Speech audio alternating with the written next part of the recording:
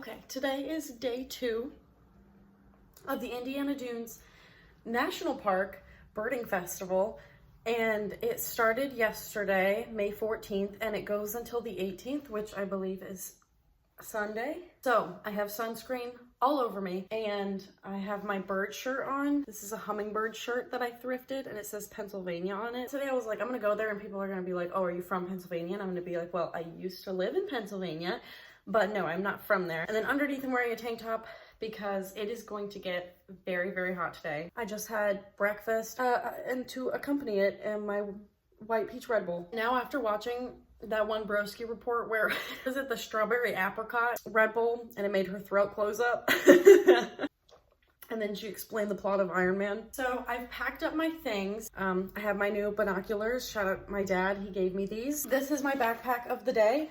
I was almost going to bring, I have one of the bigger Baggu Crescent bags, and usually if I'm doing something where I have to bring a lot of crap, I just put it all in there. But I was like, okay, my shoulder is going to be killing me, and there's so much stuff I want to bring because I'm bringing 2 water bottles. I'm bringing this is my little Snoopy igloo cup, shout out Holly.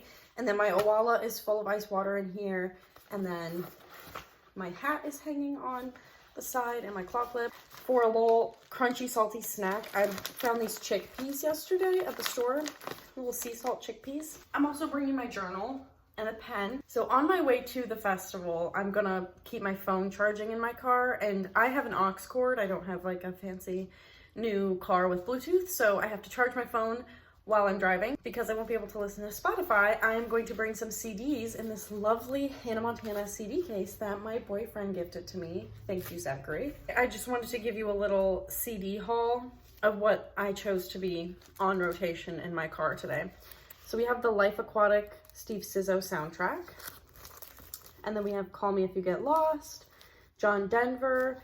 And then already in my car, because it's in there 24/7, is Charm by Clairo, obviously. I should have gotten up and got going ages and ages ago, but come along with me and let's go to the birding festival.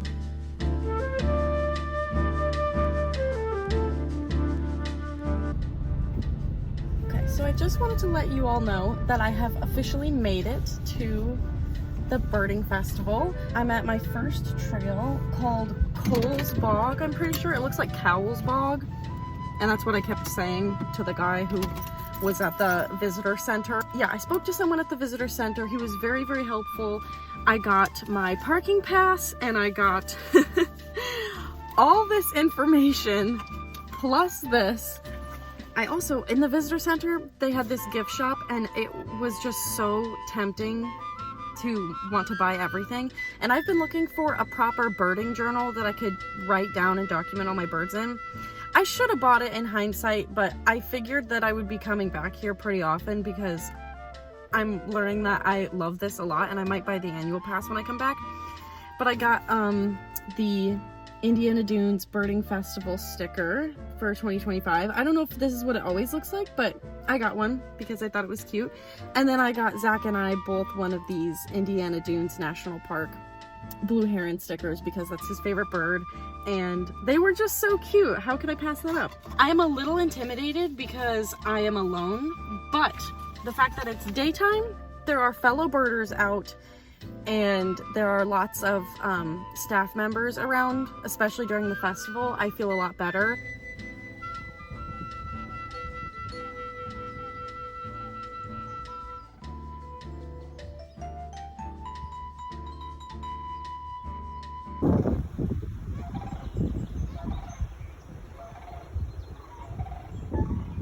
The first bird of the day was a sandhill crane, and not just one of them. I saw about 4 flying together in a group. That is the bird that Zach has tattooed on his shoulder. Sandhill cranes can be from around 42 inches to 48 inches tall, and they can have up to a 7-foot wingspan. And usually you will hear their clicking, a clacky call sound that they make, their bird call, and usually you'll hear that. It's very loud close by before you see them, and then you should see them in flight. And you will usually find them in the wetlands and they nest real close to the ground with a bunch of like aquatic vegetation. So I'm looking out on this beautiful area. It's like a little wetland area over here. And I believe that I saw an eastern kingbird.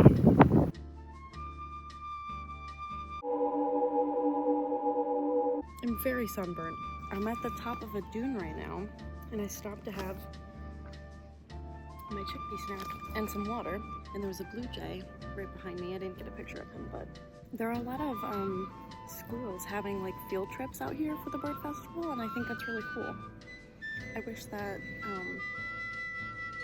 my school would have done this. I don't know if you can see them, but I'm following these little tiny birds down the trail. I'm just following behind them. Oh, now you can see much better. So tiny. I'm back over by this area, and I can hear a common yellowthroat. I had to figure out what it was. Hopefully we'll hear it again. Oh, there's a bumblebee.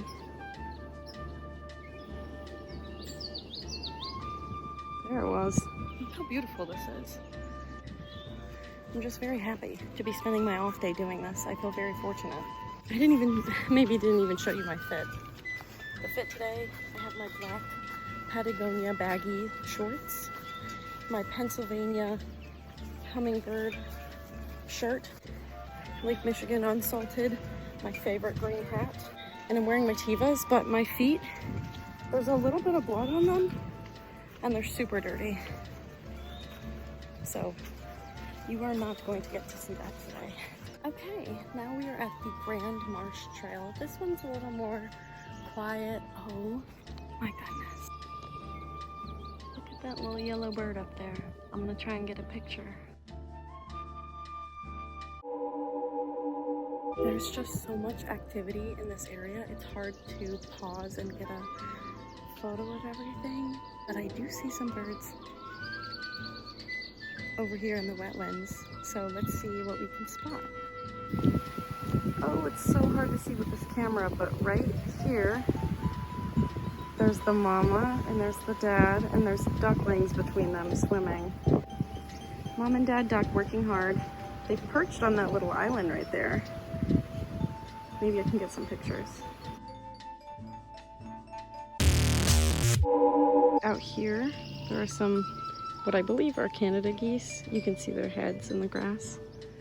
And then on this little stack of wood, there's a little woodpecker.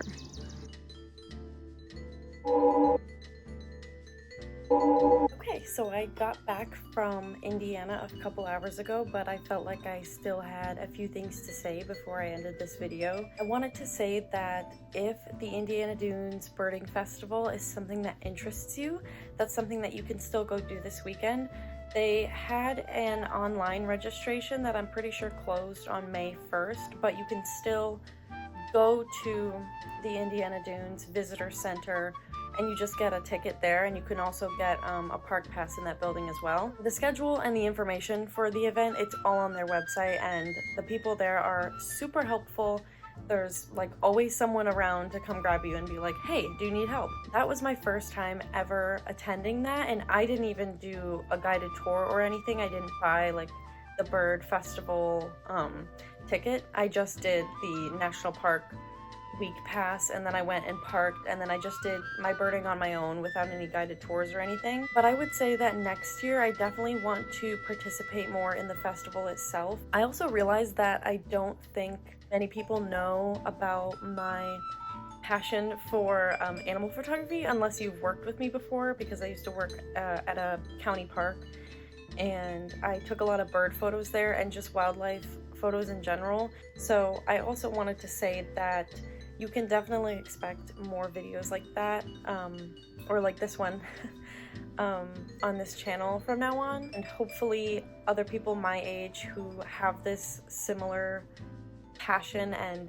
interest can get inspired from this and feel a little more comfortable to be outwardly spoken about animals and wildlife and your interest in them. Honestly, one of my main goals for this year is I really want to get one of my bird photos in my local newspaper, and that is just such a small little thing, but I know, but it would mean like the world to me. So if you're wondering why most of this video was super blurry, or all of my photos were blurry and the bird videos, it's because every video that you see was taken on my iPhone, and every photo that you see was taken on my digital camera because I don't have my regular DJI camera with me right now, but I will be getting that back very soon. So trust me, the quality won't always look like that. So if that interests you, if birding and wildlife interests you, then you should definitely stick around. That's all I've got for today. Thank you so much for watching. Bye-bye.